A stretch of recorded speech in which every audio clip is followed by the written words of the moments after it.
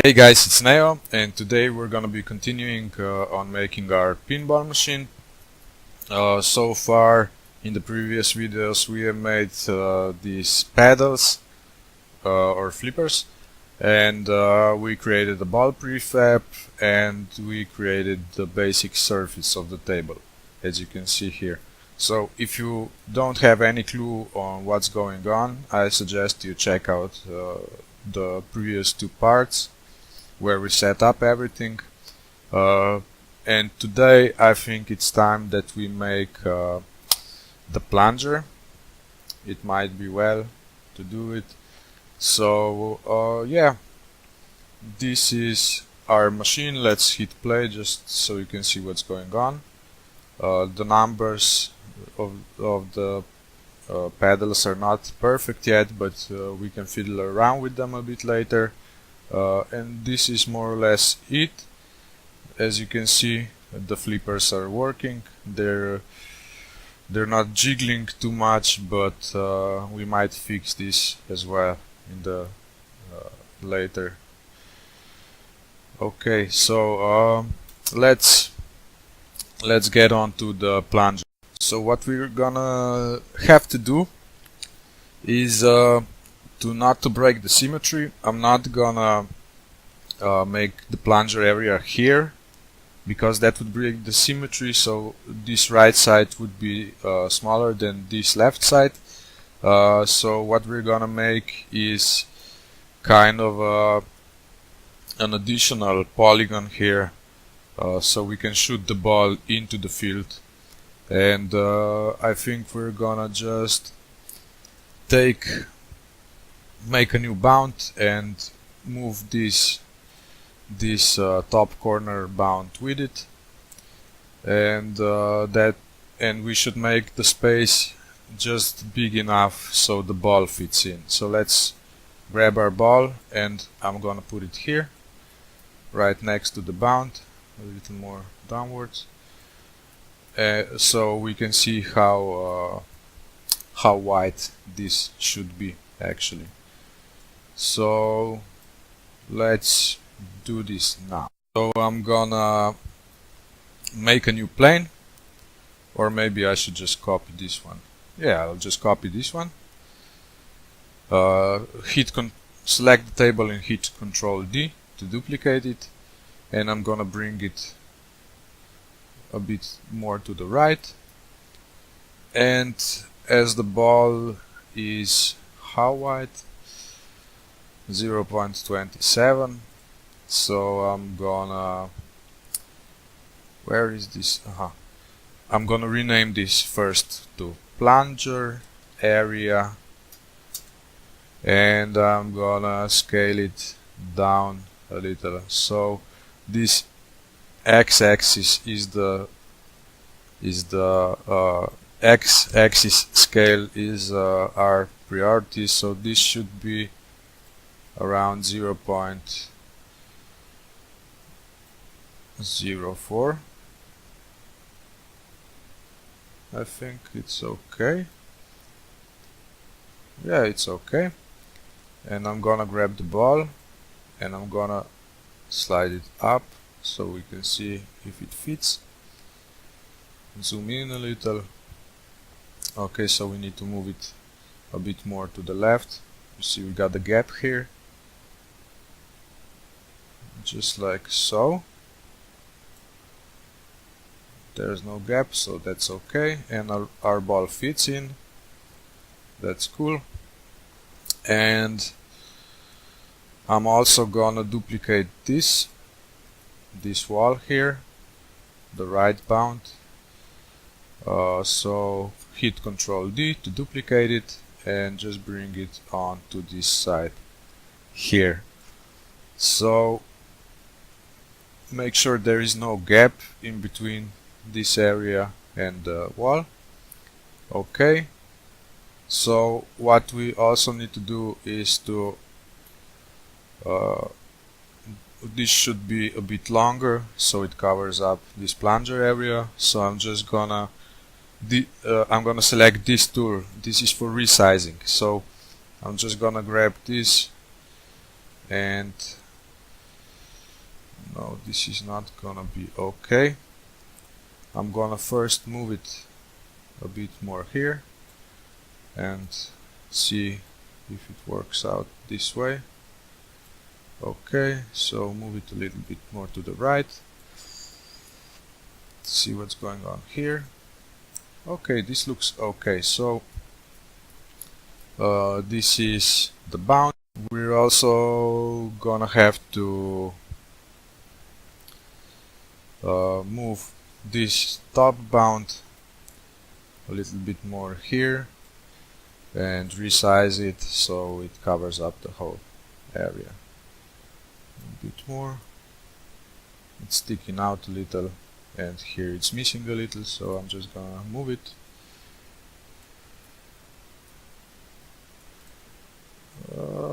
Yeah, it's okay.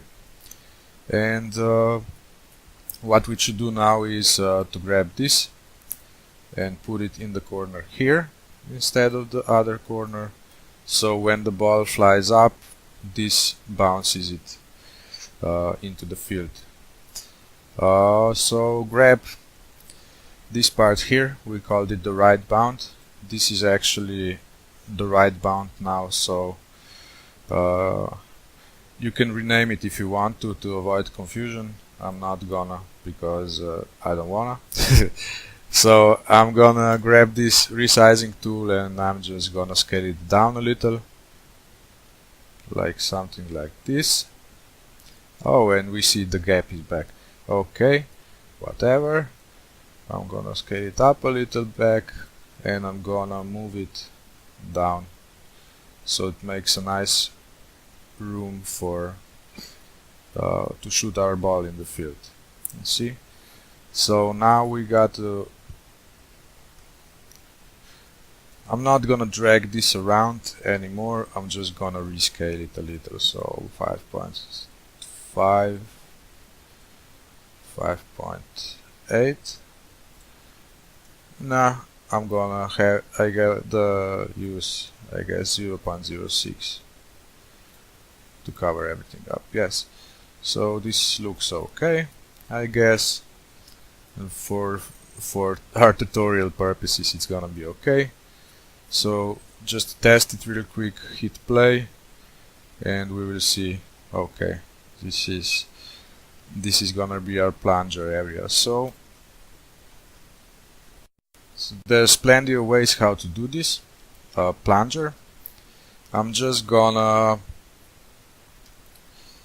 do it the really simple way. It's probably not the way that you wanna make it, but I guess it's okay.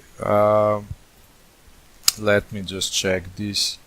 0.5 in the Y, and should be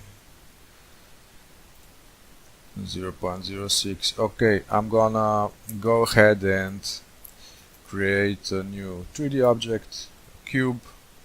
I'm gonna reset the transform position so it comes back here. I'm gonna set it 0.5 on the y-axis and I'm gonna scale it down to 0.06. No, 0.6. The coordinates are weird. Okay, and I'm gonna just bring it all the way back here. So this is gonna be kind of our plunger. We're just simulating it here because you can do a plunger model in something like Blender or stuff if you want, but for this tutorial purpose we're gonna do it in a really simple way. We're gonna just add a trigger here right before the plunger, and when the ball is in that trigger, when it enters, we're gonna say we're ready to shoot. And when we press the fire button, or we're gonna make a new axis for it, and when we hold down that axis we're gonna start adding power, and when we release that key it's gonna shoot the ball with the power that we specified. So First thing we're gonna have to do is I'm gonna just duplicate this cube. Oh, I'm gonna rename it first to Plunger, and I'm gonna duplicate it, and I'm gonna call this Plunger trigger. So this is just gonna be the collider. We're not gonna be using the mesh renderer or the mesh filter. We can remove those components from the Plunger trigger and just bring it up here. We can rescale it also so it fits the ball a little better. So this scale of X is okay, but this scale of Z could be something like this, like 0.5 is okay. Okay, so I'm gonna move it back a little so it's right in front of the Plunger. You could also make an animation on this Plunger or something to make like a stick come out when you release the button or something, but we're not gonna be doing it right now. We're just gonna go with the trigger so it shoots the ball when it's inside, and when it's not inside we're gonna disable the script that enables us to shoot the ball.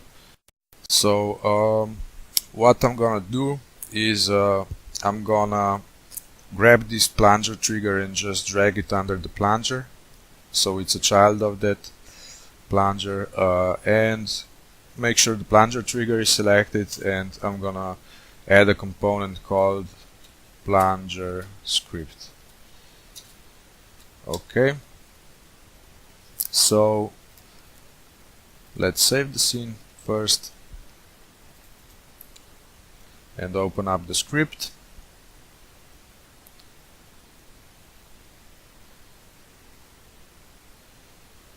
So yeah, let's add in the UI element, go back to Unity, and we're gonna just, this is very unorganized for me at least, but we will deal with this later. So we're gonna create a UI canvas, and let's look at the canvas. If you want to check out the canvas, press 2D here, zuck, and oh, this canvas is actually shouldn't be it should be the parent of the elements, not under any other elements. So double click on it to focus it, and to the canvas we're gonna add a new UI element called the slider. And first thing we're gonna do is we're gonna set the anchor position. So click on this rectangle here next to the positions and the width and the height, and hold down Control and Shift, and we're gonna, is it Alt and Shift? Alt and Shift, yeah, sorry, and press this right one right here. This is the one we want. Okay, so if I hide these stats here, we can see it is located in our right part of the screen, and if we rescale it, the slider goes with it. So this is something we want. So this slider, I think it would be cool if we could change the rotation of it like so. So change the rotation of the Z-axis by 90. Okay, so we can see that we can't see it. If we maximize on play, maybe it shows up. Yeah, but it's right on the edge, so we're gonna bring it out a little. So position X, something like -20 should do. and position Y is somewhere around 20 as well. Let's check it out on full screen to see how it looks like. Yeah, it's okay, I guess. So the next thing we're gonna do is we should change the color because the default color is white. So this slider has children elements, open it up and click on the fill area and expand it, and in here you see the fill. So click on the fill, and in here you have an image component. Select the color and let's go with something like green. I think it's okay. Okay, save the scene and go back to our Plunger script. So like I said, there's plenty of ways to do this, but we're gonna do it this way. You can change it later, but for now we just need something functional. So we're gonna declare a float called power. We're also gonna declare a float, a public float, so we can tweak it in the inspector. Max power, and we should set public float max power. We'll set it to 100 for now. We're also gonna be using Unity engine.ui, so we can declare this slider, public slider called power slider, and in the start function we can already say that this power slider dot minimum value equals 0f, and this power slider max value should be equal to this max power number, so max power. Okay, and in the update we're gonna say, well, maybe it would be smart if we just if the ball is ready to shoot, we show this slider, and if it's not, then we hide it. I think that should be okay. So but for now I'm gonna just say power slider dot value equals power, this float that we declared here. Okay, let's save. And the way we should probably do this is just get a list of these rigid bodies that we have in the plunger area, in the trigger area, and maybe just add them to the list, and when we release the key, add power to all the rigid bodies in that list. Yeah, maybe we should do this. So a list of rigid body called ball list. Okay, so we're gonna make on trigger enter function, because the plunger area is a trigger. So void on trigger enter collider other, if other dot game object dot compare tag, if this collider is tagged ball, then we will simply add it to this list. So ball list add other dot game object.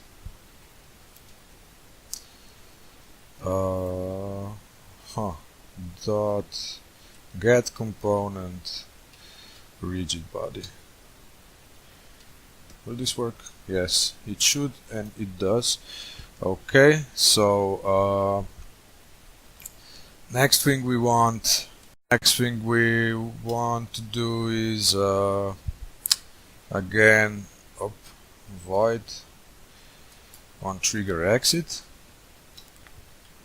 collider other. So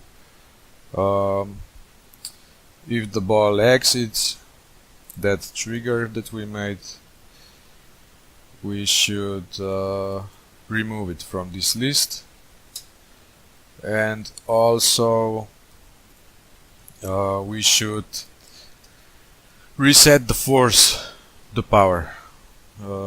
So say power equals 0f.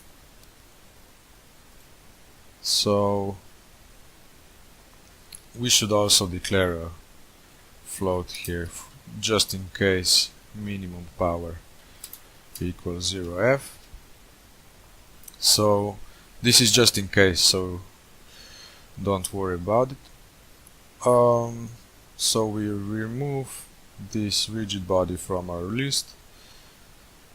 Okay, and we also need to go to update, and we're just gonna say if our ball list dot count. So if the items, if there is more than 0 items in our list, then we will say, first thing in start, of course, we're gonna say power slider dot set active enabled. We're gonna deal with this later, just a second. If the ball list count is more than 1, and if input dot get key, Jesus, I can't type today, get key is key code dot space. We're gonna use space for this. We could also make new axis in the project, so our user can change the input if he wants, but for now we're gonna use space. We're gonna say force if, we just have to check if the force, why can't I, power, we used power, of course. If power is smaller or equal to our max power, we should say power plus equals, let's say 50, let's say 50 for now, we're gonna change this later, times time dot delta time. So we're adding 50 power to our power value, and we're just checking if it's smaller than this max power here. Okay, and I think we should use get key down here. Okay, and we have to say if the input, if the user releases this button, we should shoot.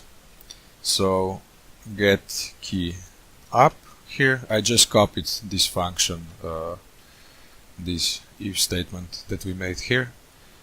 I just copied it and I'm gonna delete it here, and we're gonna say for each rigid body R in our ball list. So we're getting each of the rigid body ball in our ball list, we should say r.addForce, and we're gonna say we have to say power times vector 3 dot forward. Is this gonna work? I sure hope so. So now we should also say if the ball list count is more than 0, then we're gonna say that our power slider, or let's make a new bool. Let's say bool ball ready, and if the ball count is more than 0, then ball ready is true, and let's move to the down, else ball ready equals false, and we also can set the power here to 0 just in case. Okay, so we just did this for organizing purposes, so I can make another if statement. So if ball ready, then we can say power slider dot game object dot set active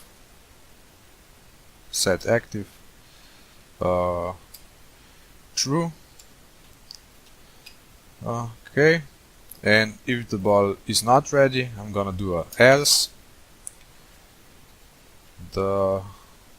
I'm gonna copy this. Else we're gonna set it to false so we can see it. Okay, so let's save this. And let's hope this works. Let's go back to Unity. So let's clear this. And we're gonna have to go to this plunger trigger that we created earlier and make sure on the box collider the is trigger is checked so it doesn't stop the ball. And we also have to, okay, this power slider, we have to assign it. So on that canvas that we created, click on the slider, rename it to power slider, and go back to the plunger trigger element and just drag and drop this power slider here. Okay, so now if we press play, we're still getting an error. Which one? Ball list count.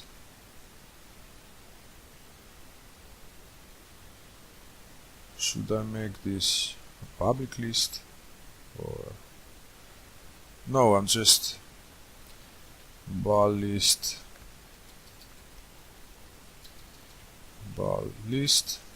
equals new list of rigid bodies. Okay, I hope this works.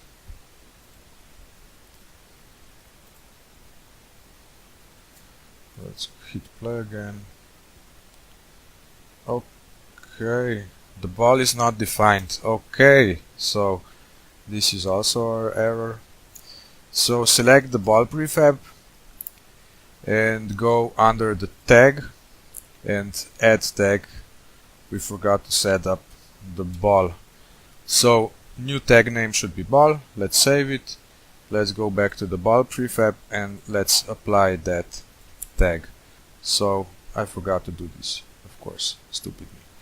So okay, and don't forget to select the apply under the prefab so it applies it on all the prefabs that we made.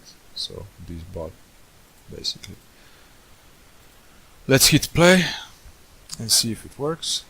Okay, so the slider pops up and if we okay, no, let's go back to the script. This is not right. If not if key down, but is if get key. Just use get key. Let's go back to the to Unity and let's try this. Boop. Yes, bam, and we have our plunger working. So this is it for the plunger. But of course we still have to add some physics materials to the walls because they're not bouncy. The ball just blip. It doesn't bounce off the wall, but it should. So but for this part, this is just the plunger part. I think this is gonna be it. In the next tutorial we're gonna do the physics materials for bounciness of the walls, and we're also gonna do more of the UI because we need our scoring and stuff here. So okay, this is the plunger. I hope this solution works for you. If not, maybe we'll try some other methods, but for now it's working. So thank you guys for watching. Don't forget to like the video if you liked the video actually, and if you subscribe, I'm gonna dream about you, and I'm gonna wish I had your children. Okay, so thank you guys for watching. See you next time.